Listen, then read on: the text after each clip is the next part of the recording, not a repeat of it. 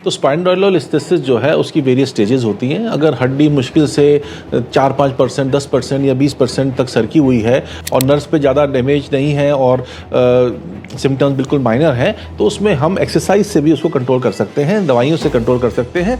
किसी तरीके की प्रॉब्लम तो नहीं होती है, जैसे स्क्रू की बात कर रहे हैं हम, तो उससे मैंने अपने करियर में पिछले 20-22 सालों में 50,000 से ज़्यादा स्क्रू लगाए हैं और 1-2 पेशेंट के अलावा किसी में भी मेजर स्क्रू की प्रॉब्लम नहीं हुई है। मैं पहले भी बताया, हमारे जो बॉडी है वो हमारा बेस्ट डॉक्टर है, सबसे ज़्यादा हीलिंग हमारे नेचर में है, तो नेचुरल प्रोसेस से जो हीलिंग होती है उसका कोई मुकाबला नहीं है। क्या आपके भी कमर में लगातार दर्द रहता है?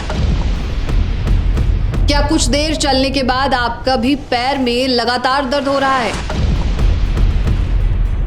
या फिर आपके पैर में सुन्नपना आपको महसूस हो रहा है? अगर ऐसा हो रहा है तो इसे बिल्कुल भी हल्के में ना लें। जब मैंने इन सारी चीज़ों पे पढ़ा कि आखिर ये क्यों होता है किसी भी व्यक्ति को, इसके पीछे क्या वजह है, तो मेरे सामने एक वर्ड आया, डीजेनरेटिव स्पॉन्डिलोलिस्थेसिस। आखिर ये जो वर्ड है, ये जो टर्म है, ये है क्या? इसके बारे में आज हम जानते हैं। और इस पूरे साक्षात्कार को देखिए कि अगर आपके भी कमर में दर्द है, पैर में दर्द हो रहा है लगातार, तो क्या वो एक गंभीर दिक्कत हो सकती है। अभी हम मौजूद हैं फोर्टिस पे और हमारे साथ मौजूद होंगे head of neurosurgery department doctor Rahul Gupta. Doctor, welcome first of all. नमस्कार। नमस्कार। और जैसे ये मैंने वर्ड पढ़ा है, ऑब्वियस सी बात है, एक बहुत मेडिकल टर्म है, और फिर भी आपसे जानना चाहती हूँ मैं कि ये होता क्या है। आपने काफ़ी टेक्निकली इंटरेस्टिंग वर्ड को पढ़ा है और पकड़ लिया है। स्पॉन्डिलोलिस्थेसिस ये एक विशेष तरीके की प्रॉब्लम है जो जनरली हमारे लंबर स्पाइन में, नीचे वाले हिस्से में, कमर में देखी जाती है। और इसमें ये होता है कि जो हड्डियां हैं लंबर स्पाइन की, L1, L2, L3, L4, L5, और वो सैक्रम के ऊपर होती हैं, तो S1 कहते हैं उसको। तो अगर इन हड्डियों का आपस में जो रिलेशनशिप है उसमें गड़बड़ हो जाए, एक हड्डी आगे की तरफ सरक जाए, चाहे ऊपर वाली चाहे नीचे वाली, तो उसको लिस्थेसिस कहते हैं, यानी कि मूवमेंट हो गया है, वो नेचुरल जो उसका जो स्ट्रक्चर है वो डिस्टर्ब हो गया है। तो उसकी वजह से जो नसों में दबाव आता है, क्योंकि यहाँ पर स्पाइनल कॉर्ड तो होती नहीं है, स्पाइनल कॉर्ड हमारी L1 के लेवल पे खत्म हो जाती है, तो यहाँ जो नसें चल रही हैं, जो हमारे पैरों को सप्लाई कर रही हैं, हमारे ब्लैडर बॉल को सप्लाई कर रही हैं, उन नसों में जो प्रॉब्लम होती है उसकी वजह से सिम्टम्स आते हैं, जैसे कमर में दर्द होना। कमर में दर्द होता है क्योंकि उस लिस्थेसिस को, यानी जो हड्डी सरक गई है, उसको अपनी जगह पर रोकने के लिए जो मसल्स को, लिगामेंट्स को एक्स्ट्रा काम करना पड़ता है, उसकी वजह से पेन होता है। जो पैरों में दर्द जाता है वो कई बार मसल स्पाज्म की वजह से जाता है, और दूसरा जब वो नसें दबती हैं तो उनकी वजह से जो पेन है वो रेडिएट करके जाता है हमारे घुटने तक, हमारे एंकल तक, पंजों तक, और कई बार हमारे बटक्स के आसपास भी दिक्कत करता है। दर्द होगा तो लाजमी एक सुनपना भी होगा, वो उसका नेक्स्ट स्टेप होता है। अगर दर्द से नस में हमने इंटरवीन नहीं किया तो सुनपना शुरू हो जाएगा, यानी कि नस अब डैमेज होनी स्टार्ट हो गई है।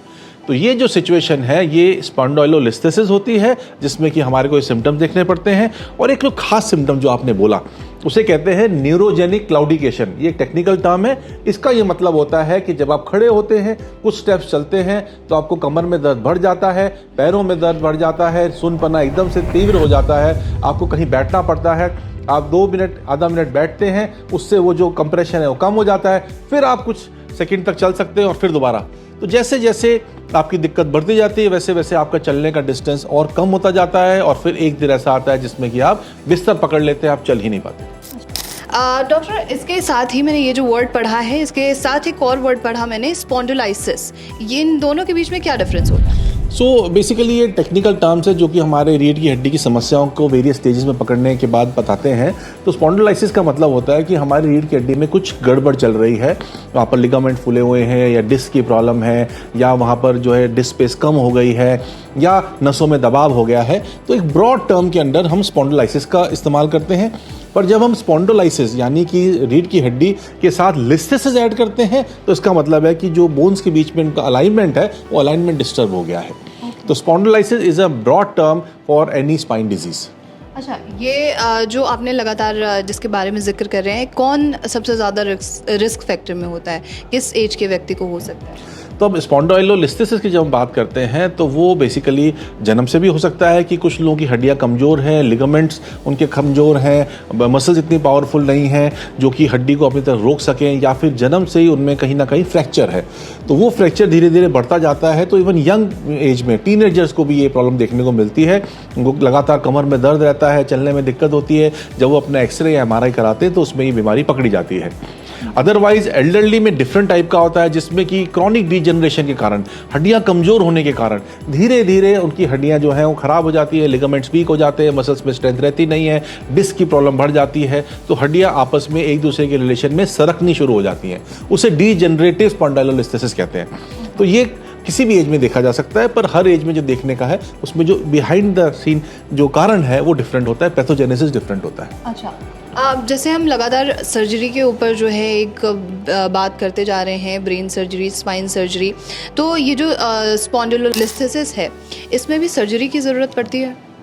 तो स्पाइनोलिस्थेसिस जो है उसकी वेरियस स्टेजेस होती हैं। अगर हड्डी मुश्किल से 4-5%, 10% या 20% तक सरकी हुई है और अदरवाइज़ उसका हम जब एक्सरे कराते हैं, डायनेमिक एक्सरे कराते हैं, उसमें ज़्यादा मूवमेंट नहीं है और नर्व्स पे ज़्यादा डैमेज नहीं है और सिम्टम्स बिल्कुल माइनर हैं, तो उसमें हम एक्सरसाइज से भी उसको कंट्रोल कर सकते हैं, दवाइयों से कंट्रोल कर सकते हैं और सर्जरी की इमीडिएटली ज़रूरत नहीं होती है।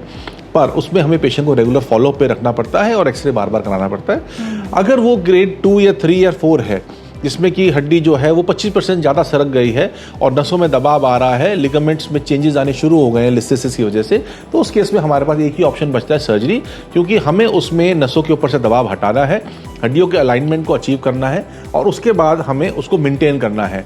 तो हड्डियों का अलाइनमेंट हम डिसेक्टमी करके उसको अचीव कर सकते हैं, पर उसको मेंटेन करने के लिए हमारे को बोनी फ्यूजन करना पड़ता है, जिसके लिए हम स्क्रू, रॉड्स और इंटरबॉडी केजेस का इस्तेमाल करते हैं। उन्हें हड्डी से उसको फ्यूज़ करते हैं ताकि उसका जो लिस्थेसिस है या उसका जो आपस में रिलेशनशिप है या मूवमेंट है वो और ख़राब ना हो और वो वहीं पर रुक जाए, या हम उसको रिड्यूस भी करके अलाइनमेंट में ला भी सकते हैं। अच्छा, सर्जरी के दौरान क्या क्या चीज़ें की जाती हैं? तो इसमें जो सर्जरी है उसमें हम पीछे से जो हड्डी फ्रैक्चर्ड है, टूटी हुई है, डीजनरेटेड है, उसको हम हटा देते हैं। साथ में हम वहाँ पर डिस्क हटा के दोनों जो वर्टिबल बॉडीज़ हैं उनके बीच में बोन को और केज को लगा के उनमें फ्यूजन अचीव करते हैं और साथ में पीछे से स्क्रू लगा के उसको स्टेबलाइज करते हैं। स्क्रू का रोल रहता है 3 से 6 महीने के लिए, जब तक कि वो बोन फॉर्मेशन नहीं होती। एक बार बोन फॉर्मेशन हो जाती है तो उसका स्क्रू और रॉड का ऐसा कोई रोल नहीं होता, उसको निकलवाने की ज़रूरत नहीं होती, लेकिन वो अपनी जगह पे रहता है और वो स्टेबिलिटी, वो कंस्ट्रक्ट इतना स्ट्रांग होता है कि 99% अगर कोई पेशेंट की मेजर इंजरी ना हो तो वो कभी भी हिलता नहीं है। अच्छा, किसी तरीके की प्रॉब्लम तो नहीं होती है, जैसे स्क्रू की बात कर रहे हैं हम, तो उससे अगर स्क्रू एक बार ठीक से लग गया और वो अपनी जगह पे चला गया, पेशेंट को सिवियर ऑस्टियोपोरोसिस नहीं है, कोई वहाँ पर इन्फेक्शन नहीं है, तो स्क्रू की जो पकड़ है वो काफ़ी मजबूत होती है। मैंने अपने करियर में पिछले 20-22 सालों में 50,000 से ज़्यादा स्क्रू लगाए हैं और 1-2 पेशेंट के अलावा किसी में भी मेजर स्क्रू की प्रॉब्लम नहीं हुई है। उनमें भी जो स्क्रू में प्रॉब्लम हुई है वो कोई मेजर इंजरी के बाद हुई है। एक पेशेंट में सिवियर ऑस्टियोपोरोसिस हो गया तो बाद में स्क्रू की प्रॉब्लम हुई थी। अदरवाइज स्क्रू लगने के बाद 3 महीने अगर वो ठीक ठाक निकल जाते हैं तो उसके बाद फिर यूजली प्रॉब्लम नहीं होती है, क्योंकि हड्डी अपना रोल प्ले करती है, हड्डी जुड़ जाती है। मैं पहले भी बताया, हमारे जो बॉडी है वो हमारा बेस्ट डॉक्टर है, सबसे ज़्यादा हीलिंग हमारे नेचर में है। तो नेचुरल प्रोसेस से जो हीलिंग होती है उसका कोई मुकाबला नहीं है। हम जो आर्टिफिशियल इम्प्लांट्स लगाते हैं उसका रोल टेम्परेरी होता है, 4 से 6 महीने का, जब हम पेशेंट को एम्बुलेट करते हैं या जब हम चाहते हैं कि उस डिज़ायर्ड अलाइनमेंट में जो है फ्यूजन हो जाए ताकि लॉन्ग टर्म में उसको बेनिफिट मिले। बस आखिरी सवाल मेरा आपसे और होगा कि जैसे आपने कहा 3 to 4 मंथ्स की एक पीरियड होती है जिसमें सारी चीज़ों का प्रिकॉशंस करना होता है, वो क्या चीज़ें हैं जिन्हें ध्यान में रखना बहुत ज़्यादा ज़रूरी है? तो जब हम प्रिकॉशंस की बात करते हैं, स्पॉन्डिलोलिस्थेसिस की सर्जरी के बाद चूंकि वहाँ पर हड्डी सरकी हुई है, अलाइनमेंट ख़राब है, जिसको कि हमने रिड्यूस किया है, हमने स्क्रू लगाया है, प्लेट लगाए, रॉड लगाए हैं, साथ में केज लगाया है, तो हम चाहेंगे कि पेशेंट एटलीस्ट 1-1.5 महीने तक इतना एहतियात बरते कि किसी भी तरह का झटका नहीं लगे, गिरे नहीं, अपने एहतियात बरते। उसका लेटने से खड़े होने का जो पोस्चर है, टॉयलेट जाने का पोस्चर है, घर में वॉक करने का पोस्चर है, वो बिल्कुल ठीक रहे। शुरू में वो 15-20 दिन फिजियोथेरेपिस्ट से हेल्प ले, जो कि बताएगा कि आपको कैसे कैसे चलना है, कैसे उठना है, कैसे एक्सरसाइज करनी है। साथ ही साथ उसको अपने बैक मसल्स को स्ट्रॉन्ग बनाना है और जो कैल्शियम, विटामिन डी है, इसको रेगुलरली खाना है। अगर बाई चांस ऑस्टियोपोरोसिस है तो उस केस में हम उन स्क्रूज के साथ सीमेंट भी लगा देते हैं ताकि पकड़ मजबूत हो जाए। तो सीमेंट ऑगमेंटेड स्क्रूज भी हम लगाते हैं ताकि उसकी पकड़ मजबूत हो और वो स्क्रू ढीला ना हो, निकले नहीं।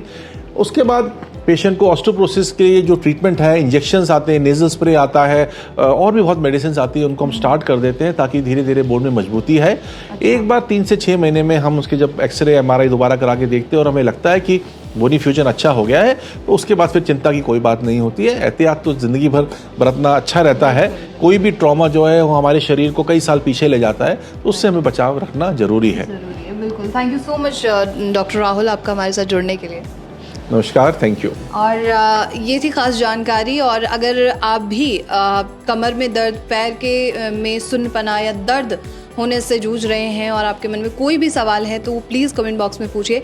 और ऐसे ही तमाम साक्षात्कार के लिए आप नेशनल खबर के साथ बने रहिए।